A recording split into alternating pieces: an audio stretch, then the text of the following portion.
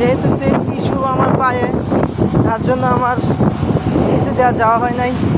নিচে দিয়ে ওয়াদি যাইতেছে, এদিক দিয়ে হাই রুট দিয়ে যাইতেছি। এখন যদি আমার হাতের চূড়াটা ফোন দেখে, নিশ্চিত গেরামাদি করছে। যাই হোক, আলহামদুলিল্লাহ দেখতে দেখতে আইসা পড়ছি, সামনে দিয়ে নেমে যাব।